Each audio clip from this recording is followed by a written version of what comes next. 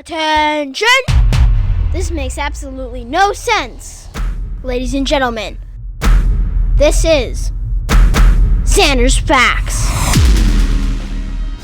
Hello, everybody. Welcome into the latest edition of the Zander's Facts podcast. I am, of course, the aforementioned Zander. It is episode 98 of the podcast here on Wednesday, March 15th, 2023. Thank you all so much for listening. It is an exciting, amazing, astonishing, gravity-defying podcast this week. It is one of my favorite podcasts that we do every single year because this week is March Madness week. It is the postseason of college basketball. It's one of my favorite events that happens every single year, and we're talking about it. We do our brackets every single year, and my brother Andrew and I, he comes on the podcast, and we exclusively reveal our brackets right here on this very podcast. In the last 2 years you've listened, you have heard the national champion named correctly before the tournament started on this podcast, so we're going for a third year. I think it's going to happen, but, I mean, we'll see. But check that out because it's coming up in just a second here on the podcast. I'm so excited. But remember that before we get to all those facts, remember that if you like the Zander's Facts podcast, if you think you're going to like all the facts on this week's edition, remember to follow this podcast, download this episode 98, rate and review the podcast, then check us out on all our socials, Twitter, Facebook, Instagram, TikTok. I'm on all those at Zander's Facts. That's Zander with the Z. And most importantly, remember to tell all your friends. Spread the facts! Zander's Facts Podcast. Tell all your friends about the podcast, about the newsletter, Zander's Weekend Facts. It comes out every Sunday morning. It's free. Check it out. Check out the Zander's Facts link tree. It's got all the Zander's Facts links that you need, which includes the Zander's Facts website, zandersfacts.com, which is the exclusive home of the Zander's Facts shop. Check that out. zandersfacts.com. So, I don't want to waste another second. Let's just get right into it because I think I got some good picks this year. And Andrew might too. Maybe. Let's see. Why don't we see? Let's get right to it because we are exclusively revealing our NCAA men's college basketball tournament brackets as the Zander's Facts podcast continues.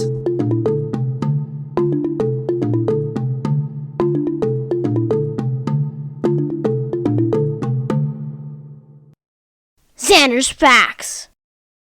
Oh my gosh, we have made it to probably my favorite podcast of the year when my own brother Andrew joins me to exclusively unveil our March Madness brackets. Andrew is back on the podcast for the third year in a row we are doing this. Andrew, how are you? I'm doing great. I'm excited for this basketball, man. Who isn't? I mean, this is just the best basketball that we get to see all year. The madness. Who doesn't love the madness? I mean, Thursday, noon Eastern, when you turn on CBS and you hear the do, chills. You know it's going to be a good week when you hear that. That's right, Andrew. The NCAA Division I men's basketball tournament for 2023. March, the madness has begun. One of my favorite months of the year, one of my favorite weeks of the year, some of my favorite couple of days of the year. Thursday, Friday, Saturday, Sunday, we've got college basketball on all day, and it's good college basketball too, which is amazing. So, we're going to get right into it because we have got two brackets to reveal, just so you all know all of the facts, because of course, you all know, last 2 years, someone on this podcast has gotten the national champion correctly. Yep. And I don't think it's the person who does not host this podcast regularly. Well, someone else is going to get it this year, and it's going to be me. All right, we'll see. But we are going to start. We've, of course, got the first round all the way to the national championship. But we're going to start with the first four, which are the first four games that happen before the official tournament begins, because, of course, we got to talk about those, because 4 of those teams are going to make it into the tournament. And those games are going on right now, Tuesday night. We're recording this podcast, and Texas A&M Corpus Christi is playing Southeast Missouri State. Big game alert! They are 16 seeds. The winner of that game is going to have the right to face Alabama, who's the number 1 seed in the South region. And I think I'm going to go with actually, there's 2 minutes left in the game as we're recording it right now, but I'm going to go with Texas A&M Corpus Christi for the right to play Alabama, Andrew. That is also who I'm gonna go with. Based on the score right now, they are winning, so I'm gonna hope that they win. We're making these picks, but like there's not really much meaning behind it. The 11 seeds, though, there's 2 games of the first 4 which have 16 seeds, 2 games which have 11 seeds, and the 11 seeds, which is happening, you'll already know the winner if you're listening to this podcast when it comes out on Wednesday, because it's happening on Tuesday night. But Pittsburgh and Mississippi State. Pittsburgh was in a 5 seed in the ACC tournament. Mississippi State was a 9 seed in the SEC tournament.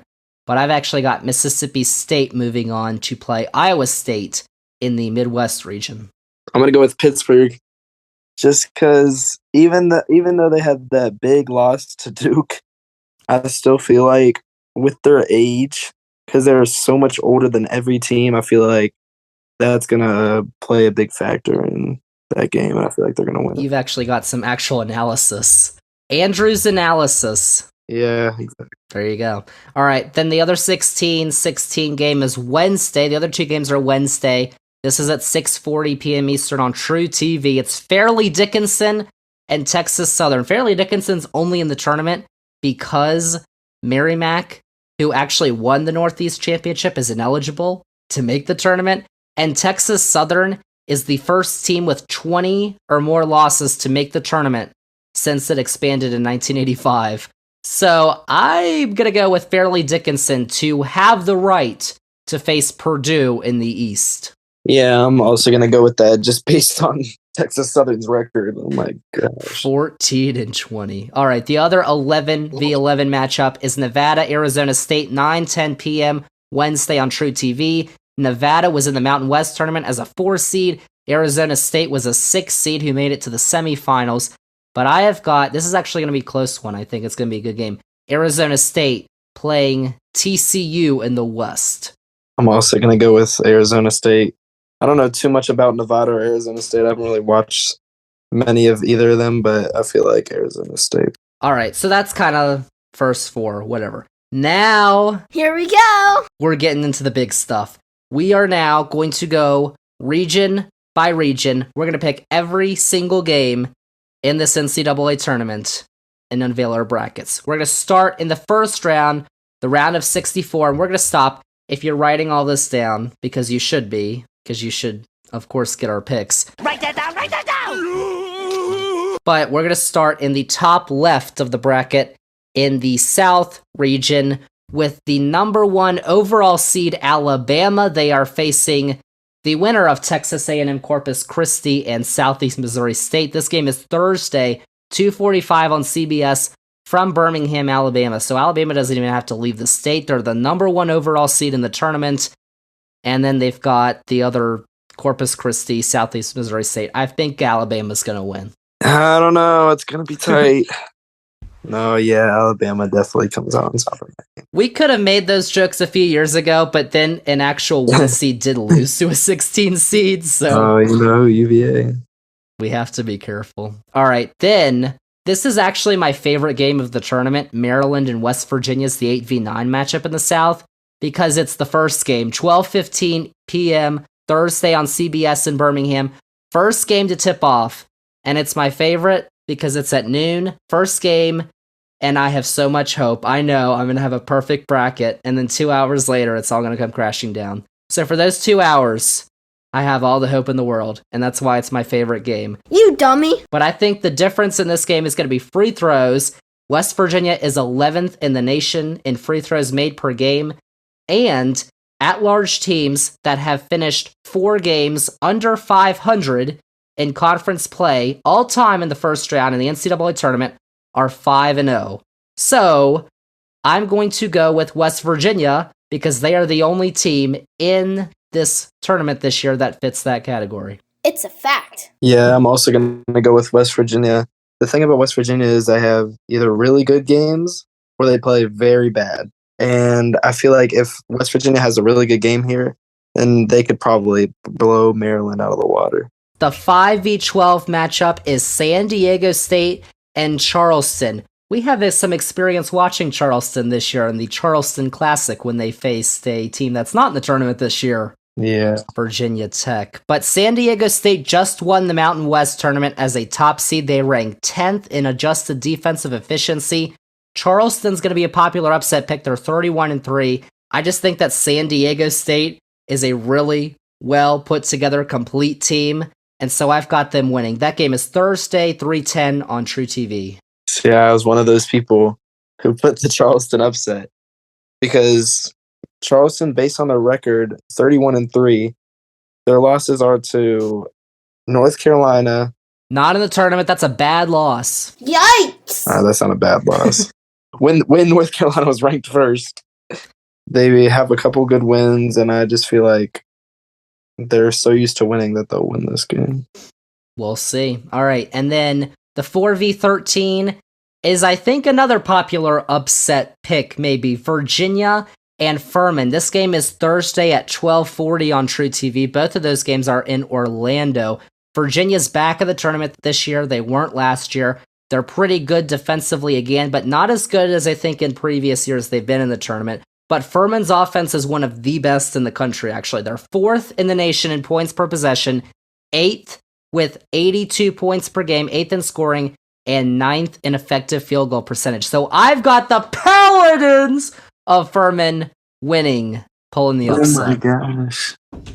Yeah, I went with UVA. I feel like UVA plays against much harder teams and plays good defense against them. Like, they lost to Duke, but they only held them to 59 points, something like that.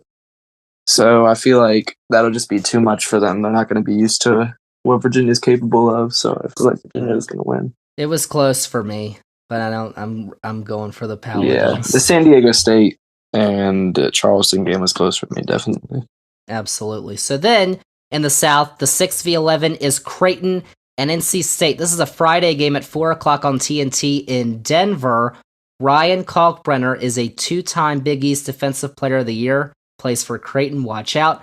And the Wolfpack, they're tops in the country in holding on to the ball. But out of 352 Division I teams, they rank 340th in free throw percentage. That's a little rough, so I got Creighton. Oof. Wow. See, I have another upset. I have NC State winning this game. Because, as you've seen it at the Virginia Tech NC State game, if NC State hits in the beginning stages of the game, they're not going to start missing. So I feel like if NC State is on, then they're going to win this game for sure. Just don't send them to the free throw line. Yeah, exactly. So the 3rd seed of the South is Baylor. The 14th seed is UC Santa Barbara. This is at 1:30 on Friday on TNT. Baylor won the national championship 2 years ago. Loyal listeners of this podcast know who picked them that year. But they were bounced in the second round last year to North Carolina, and now their defense ranks 104th in adjusted efficiency.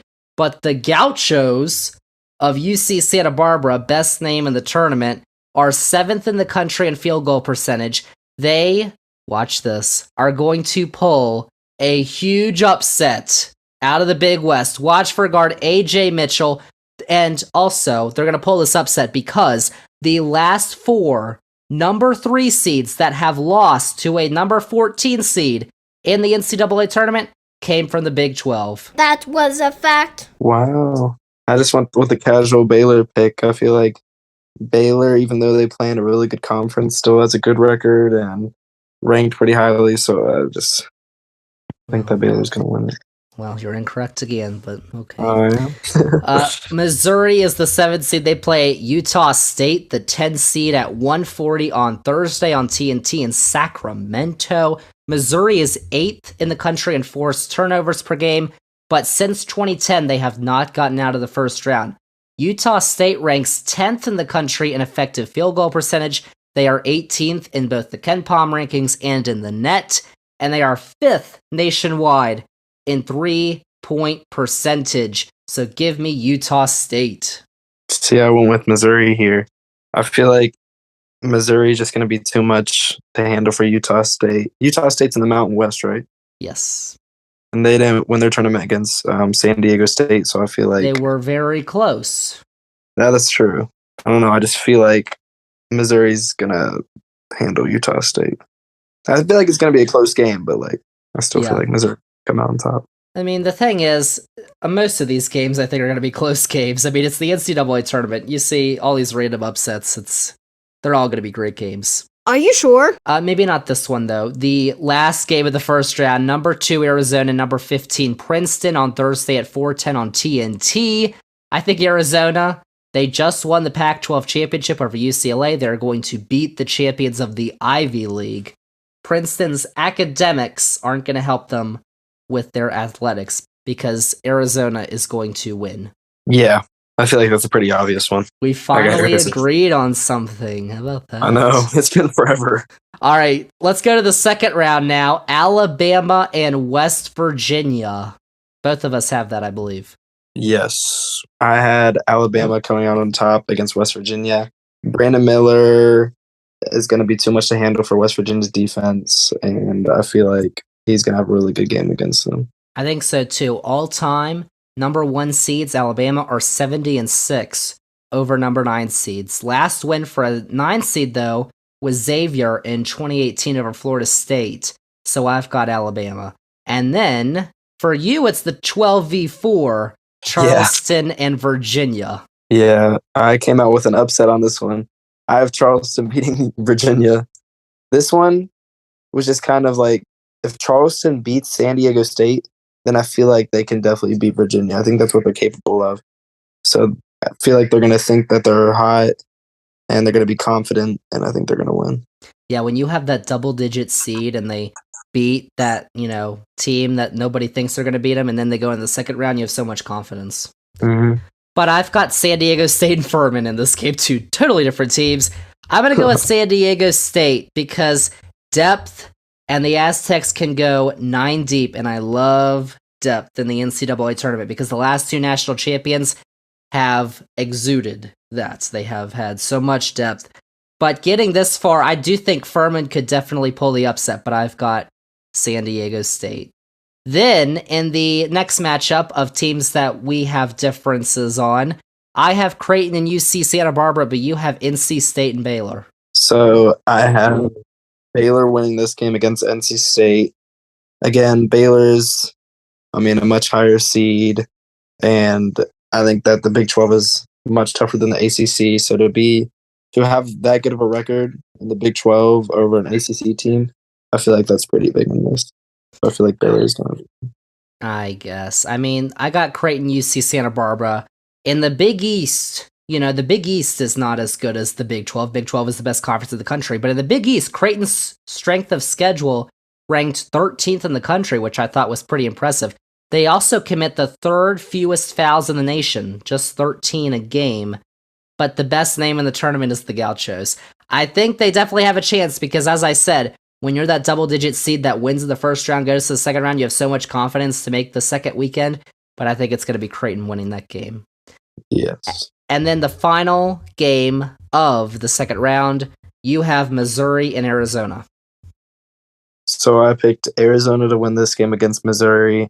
Arizona should be really confident off that Pac-12 win. And against a team like Missouri, I think they're just going to thrive off of that. So I've got Utah State and Arizona. And the things you said about Arizona, I agree with. They can get super hot. They rank 5th in the country in points per game and in field goal percentage. They have scored 80 or more points in 21 of their 34 games. So I've got Arizona beating Utah State. It's the truth. Now we get to go to the Sweet 16, the second weekend. And I have Alabama and San Diego State. These Sweet 16 and Elite 8 games in the South are going to be played in Louisville. I think Alabama's going to have some trouble with San Diego State's consistency on defense, but Alabama's got a great offense. They have had a higher success rate this year at rebounding the ball than San Diego State, and they're top in the country with 44 rebounds per game, so I've got Alabama. Yeah, so I have Alabama against Charleston. And I think that this is going to be a really good offensive battle. But I think Alabama does have the better offense in this situation. So I think that's what it's going to come down to. And I think Alabama's going to win. Very few teams have a better offense than Alabama. So my other Sweet 16 matchup at the South, Creighton and Arizona. Earlier in the season, actually, Creighton went all the way to the final of the Maui Invitational. The issue was, in that final, they ran into Arizona. And I think that there's going to be a repeat of that happens in this game because, as I said, Arizona, one of the best shooting teams in the country this year. I think Arizona beats Creighton. So I have Arizona against Baylor, and I have Arizona winning this game because, again, they're hot, they're confident, they're one of the best, or I guess they're one of the best shooters in the country. I mean, if they're getting that many points, I feel like that's going to be too much for Baylor, and Baylor's going to be less confident, like, going into the game. And all right, so now our Elite Eight matchup, the regional final. The winner goes to the Final Four. Both of us have Alabama, Arizona, and I'm going to give you the honors, Andrew, of picking first. so I picked Arizona to win this game. I feel like it's going to be a really good game, though. It's going to come down to the wire. They both score a lot, and I feel like Arizona just might have a little bit of a better defense than Alabama, and that's what it might come down to. I'm really hoping we get to see this 1v2 matchup in the South, because I kept going back and forth on this. Like, I think Arizona's going to win, though I think Alabama's going to win. So, Alabama is led by the best and most controversial freshman in the country, Brendan Miller. If you don't know, Darius Miles was kicked off the Alabama men's basketball team. Then he shot a woman and killed her in Tuscaloosa, Alabama. Turns out that Brendan Miller drove to the scene with the gun that Darius Miles used, but he hasn't, Brendan Miller hasn't been charged with anything. He's still been playing. But, that cloud has hung over Alabama. Hasn't really mattered. They're the number one team in the AP poll, number one in the NCAA tournament, won the SEC tournament. They have the third best adjusted defensive efficiency in the country. They are tops in the country in opponents' effective field goal percentage. Then you've got Arizona. They've got 2 7-footers, Lithuania's very own Azulis Tubelis and Umar Balo. They lead the Wildcats in scoring. Arizona ranks 4th in offensive adjusted efficiency, but the Wildcats lack a important characteristic of a Final Four team, I think, and that would be depth, as I'm going to keep saying. Alabama's bench contributes 8% more of their points per game, so I've got Alabama going to the Final Four. Too many facts. Oh my gosh. How about that? Disagreements. It's okay. So we got one region down. Let's go to the top right of the bracket, the Midwest region, where the number 1 seed is Houston. They face the 16th seed Northern Kentucky on Thursday at 9:20 p.m. Eastern on TNT from Birmingham, Alabama. And up until Monday, Houston was the number 1 team in the AP poll. They lost in the American Championship game, so now they're not. The Norse from Northern Kentucky are representing the Horizon League, but I think Houston rides on through to the second round. Yeah, I got Houston too. Iowa-Auburn is the 8-9 matchup. As I said, this game's going to be played in Birmingham, Alabama, so Auburn doesn't have to leave the state. It's at 6:50 on TNT. Here's the thing, though, about that. Alabama is playing just before Auburn does. So all the Alabama fans are going to stay, and they're going to root against Auburn. So that might be an issue. And Iowa are 9th in points per possession, and their assist turnover ratio is 3rd best in the country. So I've actually got Iowa. I also have Iowa in this game. Iowa's got really good scorers like Chris Murray, who can just take it to the paint and do the dirty work. He's got 1.5 blocks a game, which against Auburn will be really useful. So I think that Iowa's going to come out on top. Spitting the truth. The dirty work. All right, the 5v12 matchup in the Midwest is Miami and Drake on Friday at 7:25 on TBS from Albany, New York, the capital of New York State. I mean, there's a bunch of people, I think, picking an upset for Drake, but I think those picking an upset haven't been watching this Miami team that last year went to the Elite Eight, and I think is better than last year's team. They're 8th in points per possession. Isaiah Wong is back leading this Canes squad. Drake, though, their starting 5 averages over 23 years old, and they only gave up 64 points per game this season. So I think it's going to be tough, but I think Miami's going to win. Yeah, I also think Miami's going to win. The amount of talent that they have on their team is insane. So I feel like Drake's not going to be able to do anything about it. And then you've got the 4v13 Indiana and Kent State. This 9:55 p.m. tip on Friday. Ugh. on TBS from Albany. Indiana can shoot that thing. They have a strong defense. The issue with Indiana this year, they have had consistency troubles. Kent State's defense ranks in the top 20 in turnovers and points per possession, but I do think Indiana's shooting carries them to a dub. But watch out, though, because all of the 4v13 matchups last year were decided by less than 10 points, but I still got Indiana. Good to know. Yeah, I also have Indiana winning this game.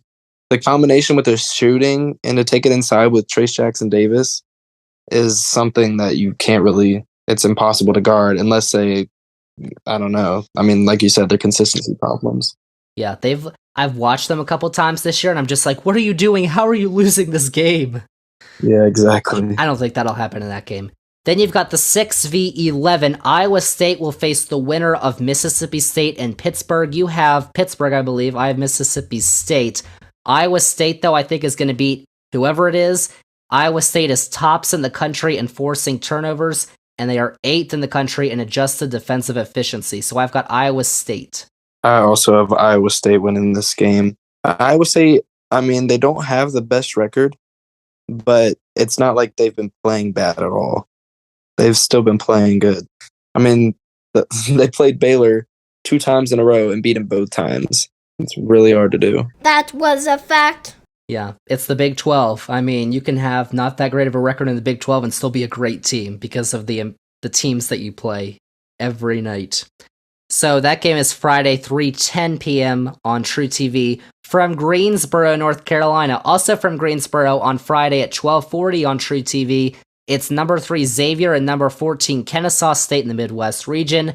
The Big East runner-ups, Xavier, have been impressive this year. In Sean Miller's first year in his second stint coaching at Xavier. And it's the first ever time that Kennesaw State is dancing in the tournament. I don't think they're going to be dancing very long, though, because I've got Xavier. You know, this is one of those ones where I just threw it up there because that's what happens in the tournament, and I picked Kennesaw State. Oh my gosh. It's not like it would be a surprise if Xavier won at all, but, I mean, I don't know. Things happen, like UMBC. Yeah, I don't know. I don't know if I'm surprised by anything anymore. Exactly. I mean, UMBC, St. Peter's last year. Mm-hmm. Who knows? And then the 7v10 matchup is Texas A&M and Penn State on Thursday at 9:55 on TBS from Des Moines, Iowa, which I'm very confused how Texas A&M's a 7 seed. I know he's got Buzz Williams, and we like to rag on Brent because he left Virginia Tech to go to Texas A&M, but they were the number 2 seed in the SEC. That's what I was thinking. They had a 16-3 finish to the regular season. Texas A&M got hosed. Why are they a 7 seed? Actually, I know the reason, but I'll say it in a second. And they faced Penn State, who's the runner-ups in the Big Ten. They just lost to Purdue in the Big Ten tournament final. The Nittany Lions, I think, are a better shooting team, but the Aggies hold the advantage inside, so I've got Texas A&M. Yeah, I also have Texas A&M. Like you said, they finished off the season so well. And Penn State, I mean, their record isn't too impressive, but it's really one of the only reasons they got in this was because of their Big Ten run. Like, they weren't that impressive this season. Yeah. And we saw last year what happens to teams that get hot and only make the tournament in the major conferences because they make the final or get it or win the final of their conference tournament and get into the NCAA tournament. What are you talking about? Hokies. All right, so the 2v15 matchup is Texas and Colgate Thursday at 7:25 on TBS. Big 12 champions put the beat down on Kansas in Kansas City last Saturday. And Colgate, this is their 4th straight tournament, actually. But like those previous 3 matchups, I've got them getting bounced in the first round, so I got Texas. Yeah, I also have Texas in this game. Now let's go to the second round. Both of us have the number 1 team, Houston, facing number 8, Iowa. Yep, and I have Houston winning this game. I mean, I know they just lost in the finals of the conference, but I mean, it's Houston. They're still a really good team, and they can definitely beat Iowa. Yeah, I think so. Like Iowa, Houston excels at scoring. They're 5th in the country in points per possession. They can also grab their own misses, though, because they rank 3rd in offensive rebounding percentage.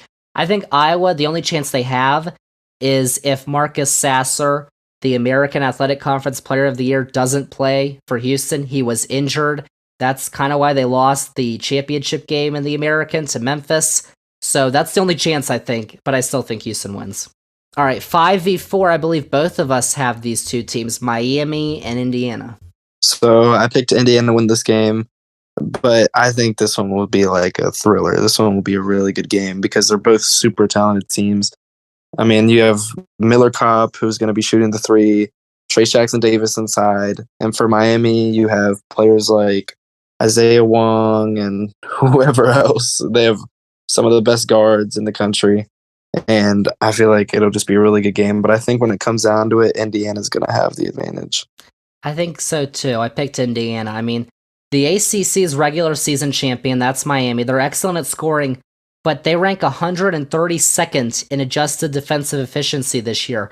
I think it's all up to if Indiana shows up. They have the All-American center Trace Jackson-Davis. They rank in the top 45 in both adjusted offensive and defensive efficiency.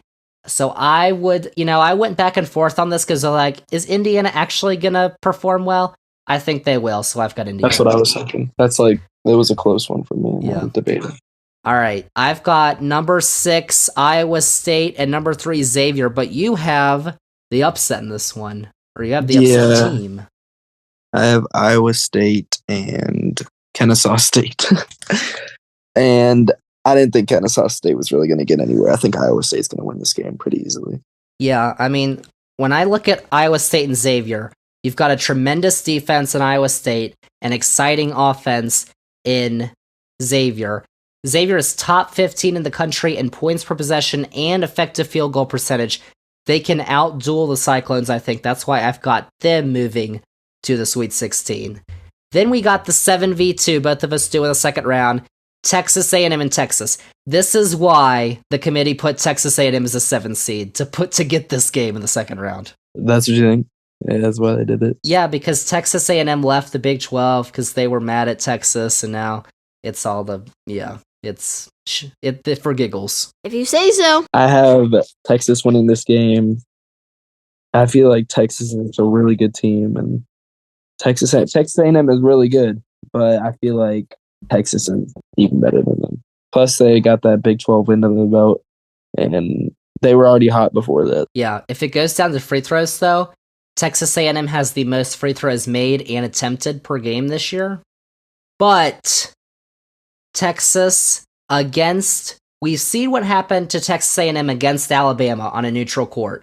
And Texas A&M had a huge shooting slump in the SEC championship game. So you worry that's going to repeat itself. Texas's defense is stout like Alabama, so I've got Texas going on as well. Now let's go to the second weekend in the Midwest, the Sweet 16.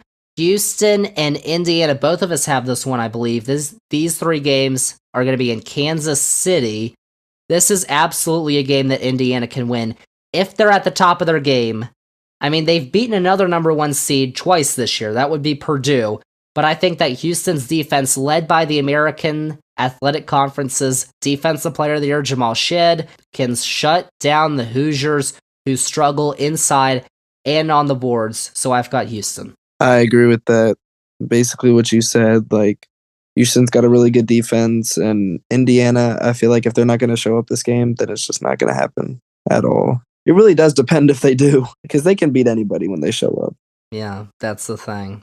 Other Sweet 16 matchup, I've got Xavier and Texas. Xavier's been able to shoot the ball at a more efficient clip this year. They rank 9th in adjusted offensive efficiency, 3rd in the country in three-point shooting percentage. But against hot shooting teams of the Big 12, Texas's defense has been stout. They rank top 25 in opponent points per possession and enforcing turnovers. I've got the higher-seeded team, Texas. I also have Texas in this game. I mean, they have people like, Marcus Carr and Tyrese Hunter, who are some of the best guards in the country. I feel like if they have a really good game, then they'll be set. I mean, they even have players like Dylan Disu. He was really good in the championship game for Texas against Kansas. So I feel like it'll be too much for them. All right. And then in the Elite Eight, the regional final, both of us have this. Houston and Texas. That's nice. Yep. So I actually have Texas moving on. Houston's a really good team, but I think Texas, I mean, they're super hot right now. I mean, they've just destroyed Kansas twice in a row by almost 20 points or more both times. Their most recent loss was against TCU, who is also a good team in this tournament. And I feel like it'll be hard for Houston to keep up with that. So Houston led the nation this year in average margin of victory with 18.5 points this season. That was their average margin of their game, was a win of 18.5 points. But Texas played in 22 quad one games this year, which is second only to Kansas. They won 14 of them. They have scored under 60 points just once this season, and out of their top 6 scorers, who all average over 6 points a game, 5 of them are seniors. So I've got Texas as well going to the Final Four. Wow. True that. So now let's go over to the bottom right and our third region, which is the West. Number 1 seed is Kansas, and they are playing Thursday at 2 p.m. Eastern on TBS in Des Moines against the 16th seed Howard. DC represent. I don't think Howard has much of a chance, though, because Kansas is the defending national champion. They are number 1 seed in the tournament for the 2nd straight year, 16th time ever since they started seeding in 1979. That is second most. Only North Carolina has more, and they only have just one more number 1 seed ever. So I got Kansas. This is a fact. Yeah, I also have Kansas. I mean, that's a no-brainer personally for me, but I mean, you never know. In 2018, was Virginia a no-brainer for you?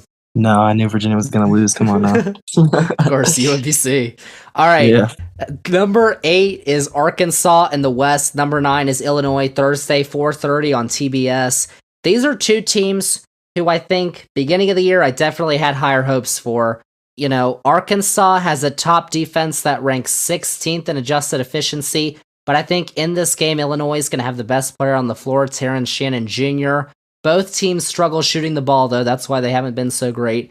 It's going to be a slugfest, but I've got Illinois gaining the advantage inside and winning the game, so I got Illinois. I disagree. I have Arkansas winning this game.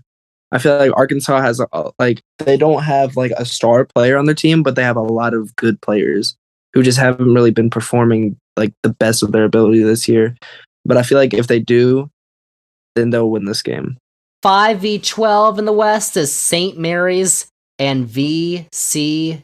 2 o'clock on Friday on TBS in Albany. The Gales of St. Mary's. It looked like they finally broke through in the West Coast this year. They beat Gonzaga, and then in the West Coast Conference Tournament Final, they lost to Gonzaga by 26 points. That may have a little effect on them. So VCU, I think, is the team who I'm going to go with. You've got 2 teams who are really good on defense. St. Mary's is 9th in adjusted efficiency. VCU is 17th. VCU actually won the Atlantic 10 title. If they hadn't, they weren't going to the tournament, and they kept the streak of Virginia having multiple teams in the tournament alive. Happened every year since 2008. How about that? So I got VCU. It's true. Wow. See, I have St. Mary's because although they did lose to Gonzaga that bad, I feel like that will fuel them even more in the tournament to win this game because they're going to be mad off of that loss because they were winning a bunch of games before that. But yeah, I'll have St. Mary's winning this, trying to get revenge on what happened to them. All right, the 4v13 is UConn and Iona. Rick Pitino led Iona team. I think that they haven't lost since January 27th. They're absolutely going to be a popular sleeper pick, but I think they ran into the wrong team. Because in the ESPN Power Rankings, the Huskies finished first in non-conference games. They didn't lose one. So I've got UConn beating Iona. I also have UConn beating Iona because UConn has depth and a bunch of talent. So I feel like that'll be a lot for Iona to take in. And by the way, it sounds like Rick Pitino is going to go to St. John's, so he might have one foot out the door anyway.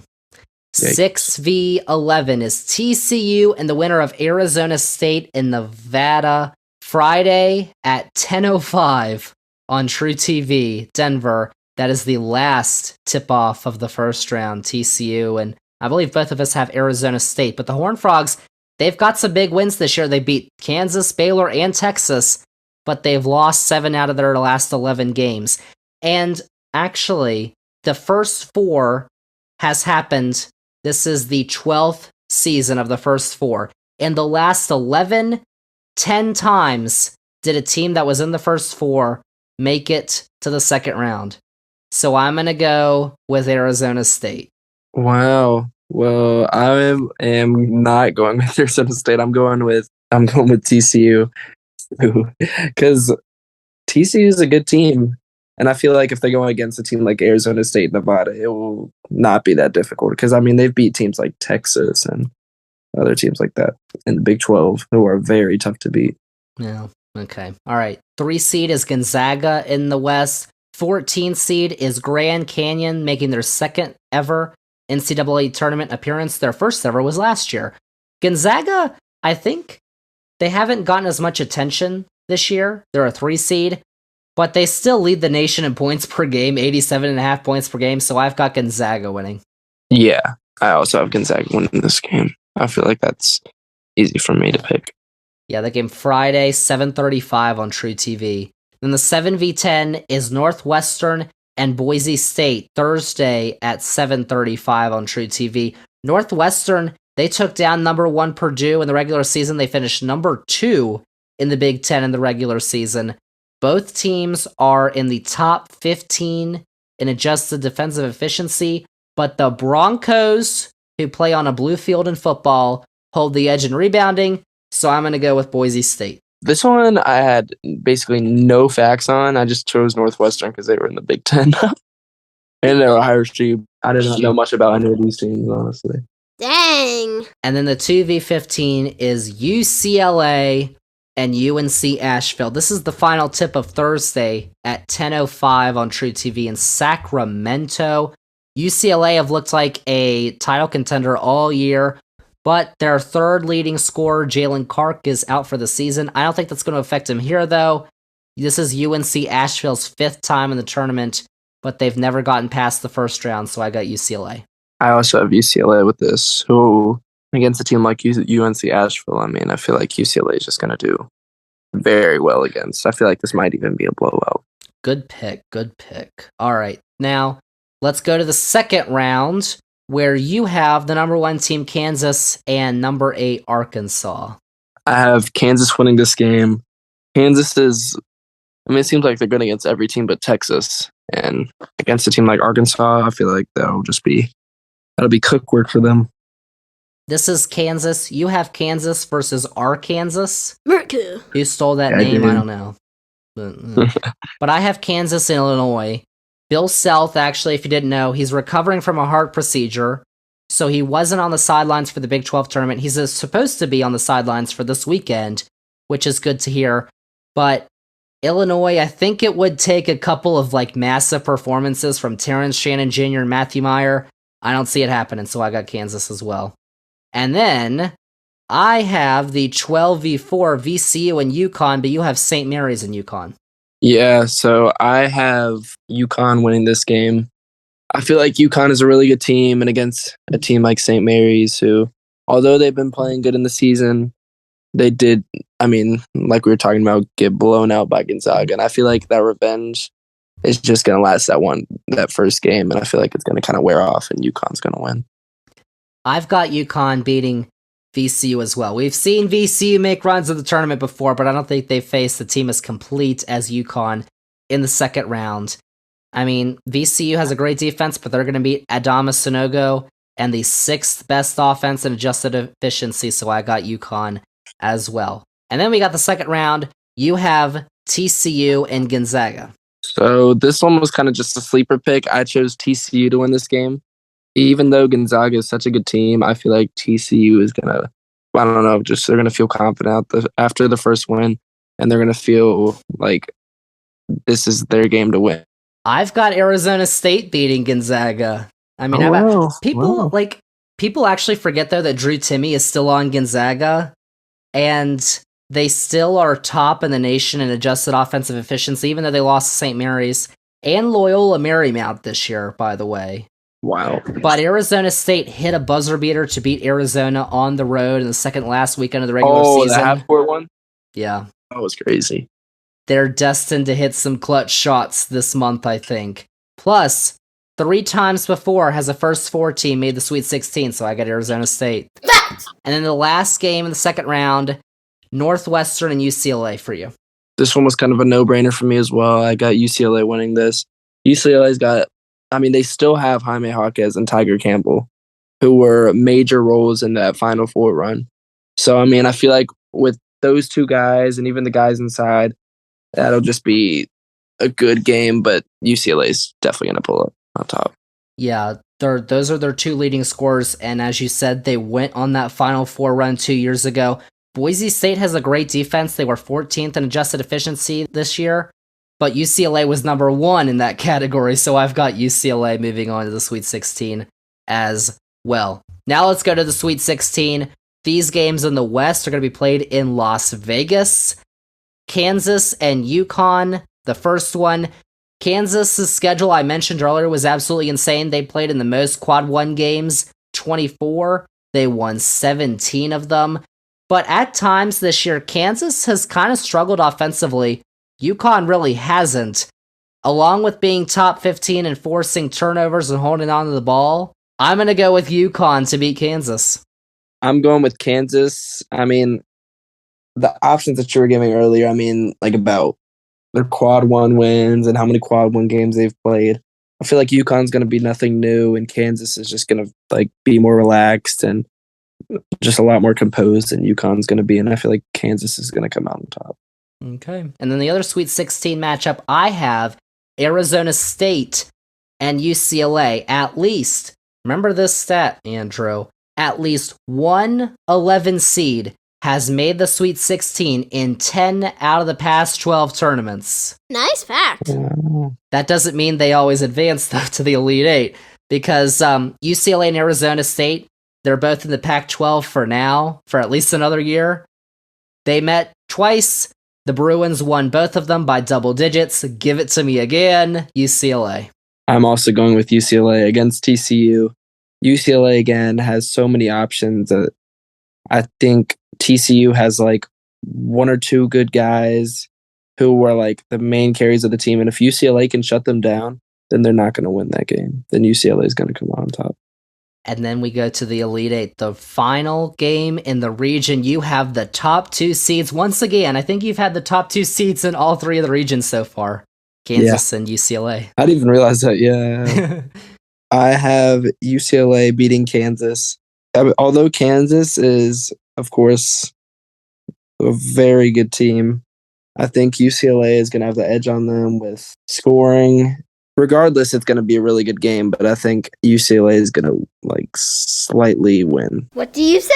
So I had UConn and UCLA. If you want to make the Final Four, win the national championship, you got to be healthy.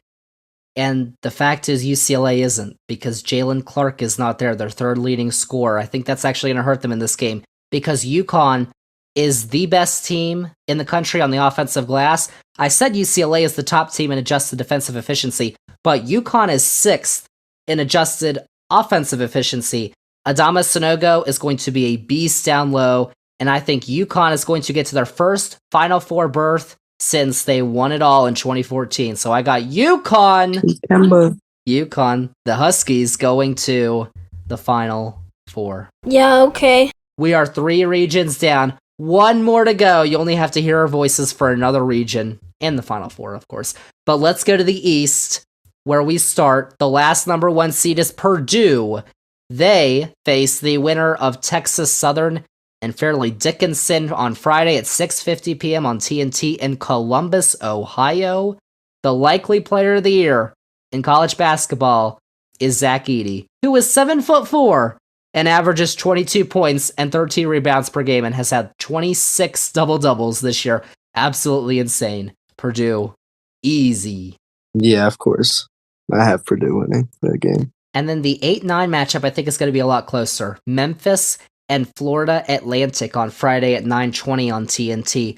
Memphis is on fire, though. They've won their last 8 games against teams who are not named Houston.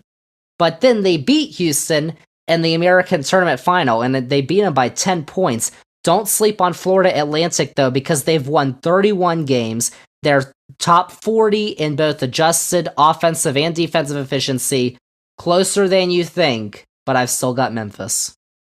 I'm actually going with Florida Atlantic on this one. Shocker! Florida Atlantic has an extremely good record, and I feel like Memphis, it's going to be like the same thing that happened at Virginia Tech last year. They're going to go into the tournament thinking that they're going to be really confident, but it's not going to work out for them, and they're going to lose to Florida Atlantic. Possibly. The Owls. 5 seed is Duke in the East. 12 seed is Oral Roberts. Talk about a team that's hot, though. Duke has won 9 straight, including against the top 2 seeds in the ACC tournament. This game is Thursday, 7:10 p.m. on Big CBS from Orlando. Oral Roberts has a great offensive team, though. They're 3rd in points per possession, 7th in the country in effective field goal percentage. I think, though, because they've made some, they've had some past tournament runs, they're overseeded at 12, so I've got Duke. As much as I want Max Asmus to win this game, I would think Duke's going to win. Who's that? Max Asmus, their best player. He averages like 23 a game. Who? Why do you like him? I don't know. I mean, he was when Oral Roberts was in the tournament in 2021, and they won like a few games. He just went like crazy. So he's definitely a really fun player to watch. But I think Duke, with their 2 7-footers, Jeremy Roach. I think if Jeremy Roach, he's got really good defense. If he's on Max Asmus, then they don't really have too much.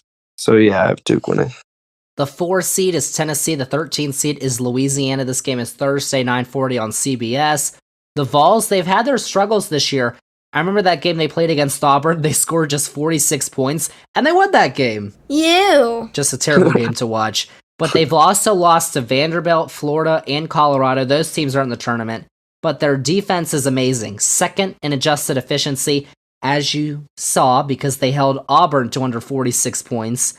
I think they'll survive an upset bid from the Ragin' Cajuns. I agree on that pick. I think Tennessee, although they have their offensive struggles, their defense is top tier in the country. So I think that'll hold Louisiana pretty far back.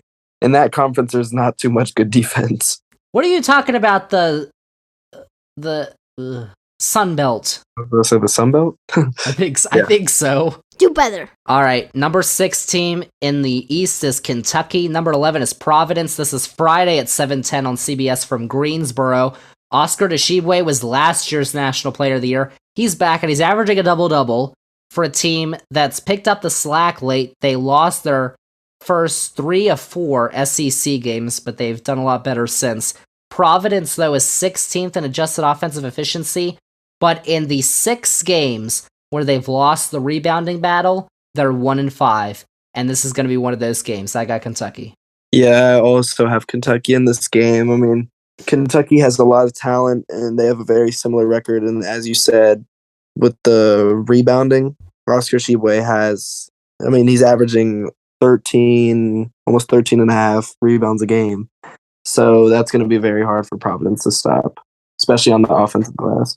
But you know what? We both had Kentucky in the first round last year. Yeah, that is true. They're not playing the Peacocks, so we're okay. The 3rd seed in the East is Kansas State. 14 is Montana State on Friday at 9:40 on CBS. Kansas State was picked to finish last in the Big 12 this year, but they beat Baylor, Kansas, and Texas. Head coach Jerome Tang's first year in Manhattan's been pretty good. And Montana State actually makes the 2nd most free throws in the country per game, 17.8. But I think Kansas State's going to hold on. I also have Kansas State. Kansas State, like you said, they're in a tough conference and beat most of the teams in their conference. So, yeah, I feel like that's going to be a breeze for them. Gosh, but you remember that 3-14 stat I gave you, where the last 4 teams who lost the 3v14 matchups as a 3 seed were Big 12 teams. And that free throw number, I could see Montana State winning this game, but I'm picking Kansas State. I don't know. But if it happens, I told you also. Just saying. Zander warned you. Number 7 in the East is Michigan State. They face number 10 USC. Michigan State, I mean, what they went through on their campus, they had a shooting this year. It was very emotional returning for Michigan State, but they still grabbed a top 4 seed in the Big Ten tournament, and they ranked number 4 in the country in three-pointers. But USC's defense has the 9th best opposing effective field goal percentage. If they can get a couple key stops, I can see USC pulling the upset. So on Friday at 12:15 on CBS, I got USC. I have Michigan State winning this game. Oh. USC has some talent, but like I haven't been too impressed with them this year. And although Michigan State hasn't had their best years, I still feel like they're a better team than USC. That game will start us out on Friday. That should be a good one. And then number 2 Marquette and number 15 Vermont to end the first round of games. Friday at 2:45 on CBS from Columbus, Ohio. It's Shaka Smart's second year in Milwaukee. The Golden Eagles have flourished. They were picked 9th in the Big East at the beginning of the season, but they took home the top spot in the conference in the regular season and the conference tournament. They're also one of the best shooting teams this year, so I don't think Vermont's going to do anything. I got Marquette. Really? I have Vermont winning this game, What? Yep. The 2v15 upset? Whoa. Vermont is on a 15 or 16 game win streak right now. They're super hot. They've got shooters, really good free throw percentage team. I feel like Marquette's a really good team, but Vermont has been so hot, blowing teams out. That's just what I think. So this bottom left quadrant of the bracket last year is where St. Peter's beat Kentucky, so it could happen. But also, I just said that because we're going to the second round now, and the 1 seed is facing the 8-9 matchup, and this is also the quadrant last year where the 1 seed Baylor lost in this game. But you've got number 1 Purdue in the second round and number 9 Florida Atlantic. Yeah, so I have Purdue winning this game pretty easily, to be fair. I mean, FAU has no one to guard Zach Edey. And I feel like if they're feeding Zach Edey in the paint, then it's just going to be a murder. That's cool. Okay, well listen. Purdue has Zach Edey. He's going to keep him in any game. But beyond that, only one player, freshman Fletcher Lawyer, averaged over 10 points a game for them this season. Memphis, who I've got beating Florida Atlantic, playing Purdue, has 2 players who averaged 17.5 points per game, over 17.5 points per game, Kendrick Davis and DeAndre Williams. I feel like a huge upset is brewing, and I got Memphis beating Purdue. Wow. And by the way, I picked North Carolina to beat Baylor last year in the second round. I think I did too. I think both of us did, yeah. Yeah. I got Memphis. All right, next game, we both got the 5v4, Duke and Tennessee. So I have Duke winning this game. Duke has been really strong to close out the season. They have height. They have really shifty guards who are really good playmakers.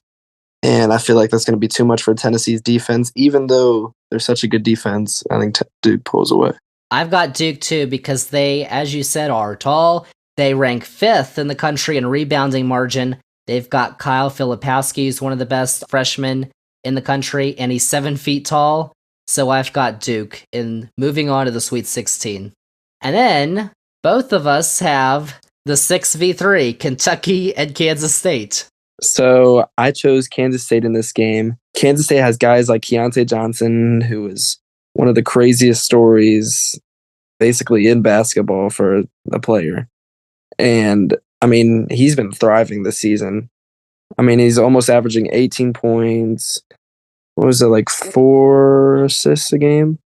I feel like that's going to be allowed for Kentucky. Even though Kentucky's so good at rebounding, I think they're going to need to help contain the Kansas State guards, and they're not going to be able to do that. Yeah, you talk about Keontae Johnson collapsed on the floor at Florida, and that was a couple years ago. Transfers to Kansas State and is a star now at Kansas State. They're 19th in adjusted defensive efficiency this year. They're really good on defense, but their offense hasn't proven to be too great. And given Kentucky's size and their ability to shoot the ball more efficiently, I like, in the Battle of Wildcats, I like the Wildcats that come from Lexington, Kentucky. So I've got UK. Wow. And then both of us, we have totally different matchups in this last second round matchup. You have Michigan State and Vermont. Guess who I have winning this game? I'm going to guess it's a repeat of what happened to the 15 seed in this game last year. That is exactly what I was thinking. I think Vermont is going to win this game. They're really hot. Michigan State hasn't proved too much this year, even though they're a 7th seed, I still think Vermont is, I don't know, that's my sleeper pick. If that happens, you heard it here first on Zander's Facts. How about that? Exactly. I've got USC and Marquette, though. USC's defense has been stout at times this year.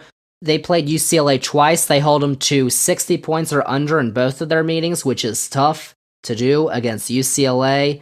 Marquette's offense is going to prove too much, though. The Golden Eagles have 4 guys who averaged in double figures for points, and their efficient shooting is going to carry them to their first Sweet 16 in 10 years. I've got Marquette winning in the second round.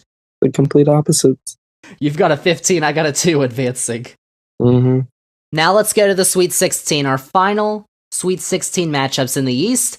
They're going to be playing at the Garden, Madison Square Garden in New York. I've got Memphis and Duke, because I picked Memphis to beat Purdue.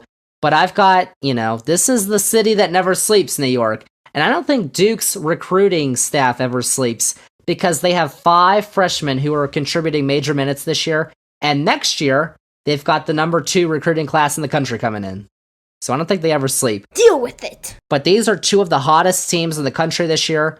John Shire is the new coach at Duke this year. They rank number 1 in recent games according to ESPN. I think they'll pull out a close one. Their dominance down low is going to be too much for Penny Hardaway's Tigers. I've got Duke. Yeah, so I had Duke and Purdue in this game, and I don't even think that this might not even be close. I think Duke's going to win because, to close out on Zach Edey, you have Derek Lively and Kyle Filipowski, who are both 7 foot. And if Purdue has nothing else, basically, Duke has good perimeter defenders too. So if you double on Edey when he gets the ball, with the 2 7-footers, he's not going to be able to do much. And so I feel like Duke's going to pull away easily. All right, second Sweet 16 matchup is Kentucky and Marquette. I expect this to be a great game because while Marquette's a great shooting team, Kentucky's going to dominate the glass when they miss. In the end, the 8th ranked offense and adjusted efficiency is going to win out. Marquette will beat Kentucky. So for this one, I have Vermont and Kansas State. And I have Kansas State winning this game. Okay. I think Vermont is going to end kind of like St. Peter's did in the... I think theirs is in the Elite 8, though. They were in the Elite 8. Oh, yeah, never mind. This is Sweet 16. But yeah, I feel like their streak ends here. Kansas State, Keontae Johnson, he's going to have a good game. And I think Vermont is not going to be able to handle that, especially like down low. They don't really have the best big men. They have good shooters. And I feel like Kansas State has good perimeter defense, and that'll just be too much. All right, now let's go to the Elite 8. This is the only region where Andrew does not have the 1v2 facing off. He has the 5v3. Yeah, I know. Duke and Kansas State. Duke, of course, has good shooters. Tyrese Proctor, Jeremy Roach is a good shooter. They also have players down low.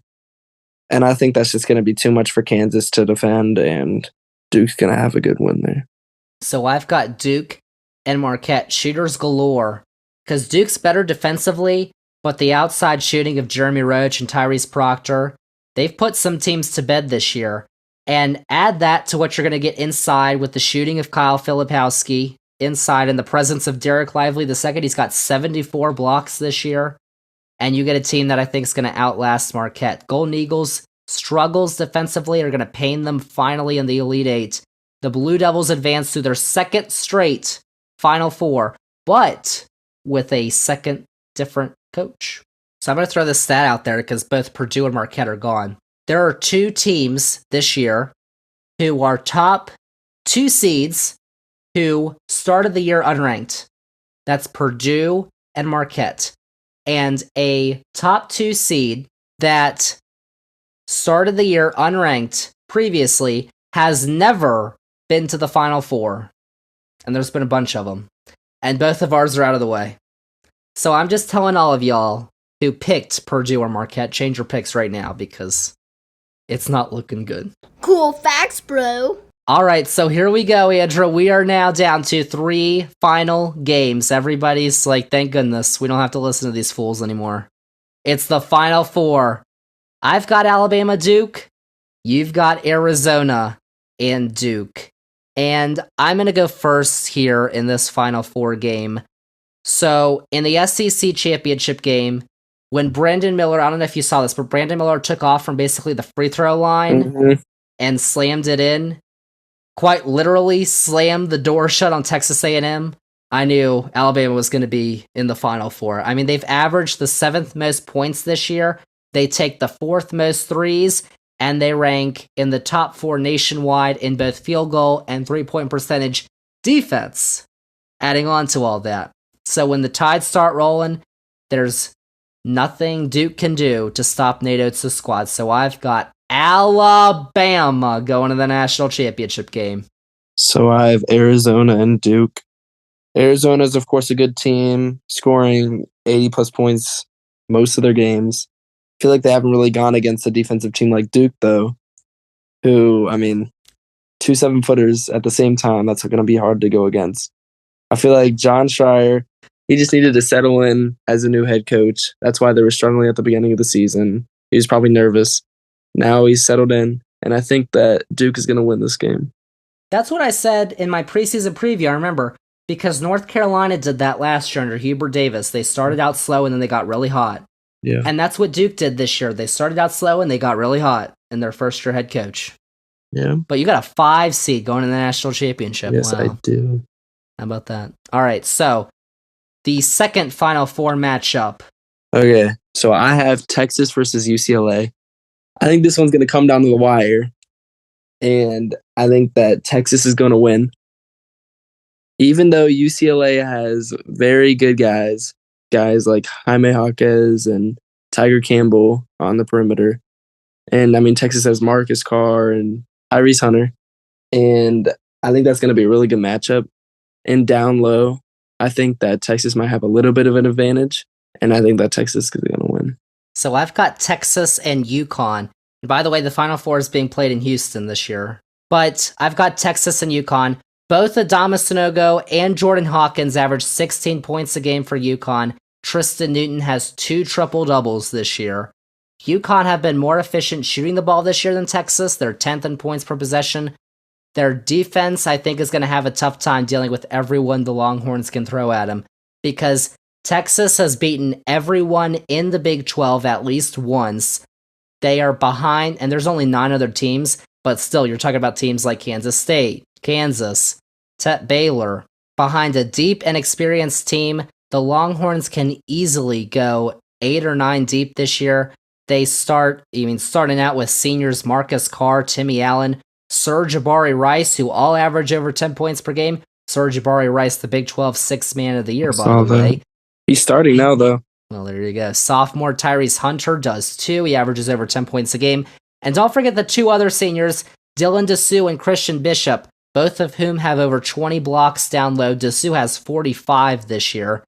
There's nowhere really that I think Texas stands out as excellent, but they're just a completely balanced juggernaut.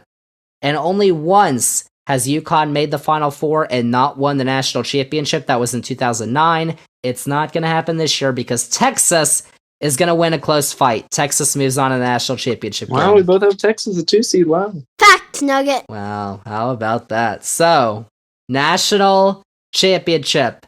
Andrew has Duke, Texas. I have Alabama and Texas. I'm going, drum roll, Tell me. Texas. So, although Duke has a very good young lineup, I feel like the youth is what might get to them. I feel like the pressure might be on for them. Texas has a lot of seniors, and I feel like that experience is just going to lead their way to a national championship win. So everybody knows that I picked the last 2 national champions correctly. Everybody knows that because Zander's facts, of course. Mm-hmm. So I'm going to start this little ramble. The stat that I've seen going around, I've been on TikTok. Everybody on TikTok's like, here's who's going to win, and let me tell you why. And I just scroll past them because they have no clue. Exactly. The one stat that I've seen that's gone around social media that is true and factual that I believe in is that since 2002, every national champion has been in the top 40 of Ken Palm's offensive rankings and the top 22 of Ken Palm's defensive rankings. And Ken Palm was started in 2002, by the way, so that's why it goes back to 2002. There are 7 teams this year that fit that criteria. Those are Creighton, Houston, Kansas, UCLA, UConn, and Alabama and Texas. So that doesn't really narrow me down here. But the last time that a number 1 overall seed, that's Alabama, won the title was in 2013. That was Louisville, and technically they have not won that title anymore, according to the NCAA. Uh-oh. But actually, 7 of the last 18 overall number 1s actually lost in the Sweet 16 or earlier. But here's Alabama, and they've got Brendan Miller, but they've also got Mark Sears and Noah Clowney, who averaged double-digit points, and a team that should win the rebounding battle. But to me, there's something that just makes Texas seem special. It might be because they are on their second coach this year. Chris Beard was fired because he did some bad things, and now he's at Ole Miss for whatever reason. But Rodney Terry, since he took over in December, has done an excellent job. Maybe it's because the Longhorns have something that I always look for in a championship team, which is a ton of depth. I can't believe I'm going to say it, Andrew, but I agree with you. Oh my God. For the 3rd straight year, the Big 12 will win the national championship. Texas will be the national champion this year. The first time that a conference has won 3 straight titles since 1992 to 94. That was the ACC. Texas wins. I've got 78 to 74. Texas is going to be the national champion. You're welcome. Zander's facts. I was 74 to 71. Pretty similar. Very close. Texas will win. And how about that? Andrew's going to get it right this year, too, for the first time. How about that? Oh my gosh, let's go. Congratulations. You better be right. And this was our honest reactions, like we had no clue. Yeah. We just learned each other's brackets for the first time. There you go. Andrew, it's been fun as always. This is one of the best podcasts I think we do every year because I love March Madness. And Thursday, noon Eastern, I'm going to be sitting in front of my TV. You know, the multicast, I don't know how it works, but the 4 games on one screen, oh, it's going to be glorious. I'm going to love it so much. So there you go. Our exclusive reveals of our March Madness brackets. Ladies and gentlemen, Texas is going to be the national champion. All right, Andrew, thank you once again for the 3rd year in a row for coming back on the podcast. Of course. It was a pleasure. Zander's facts. So there you have it, y'all. Texas, both of us. That's right, you've got a double certainty right there that the Longhorns will be the national champions. How about that? Zander's Facts podcast. Thanks again to Andrew for coming on. He's done this. This is the 3rd year in a row we've done this, and it's one of my favorite podcasts we do every year. Maybe my most favorite podcast that we do every single year. I love it. I love March Madness. Oh my gosh. Thursday, Friday. Don't bother me. I'm going to be watching all the games. How about that? But that is it. That's basically all the facts I've got for episode 98 of the Zander's Facts podcast. Thank you all so much for listening. And remember that if you liked all the facts that we had on this week's edition, and don't worry, there were a lot, remember to follow this podcast, download this episode 98, rate and review the podcast, then check us out on all the socials, Twitter, Facebook, Instagram, TikTok, at Zander's Facts. That is Zander with a Z.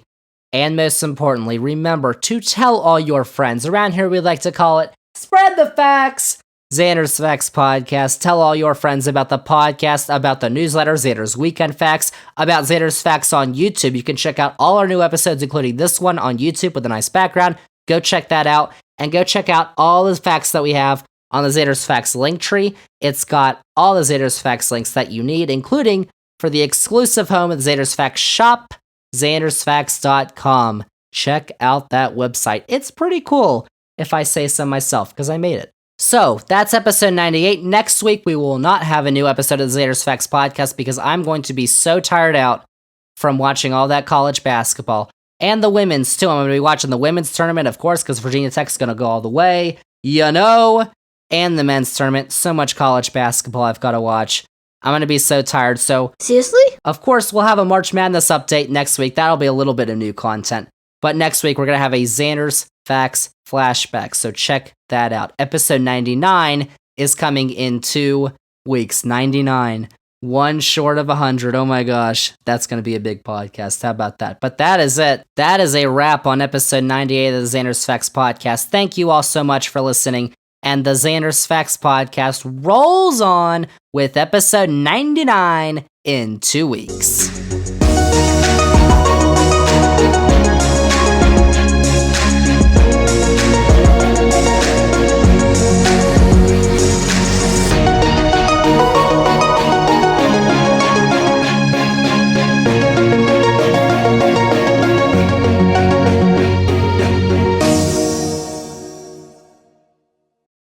Watchful die.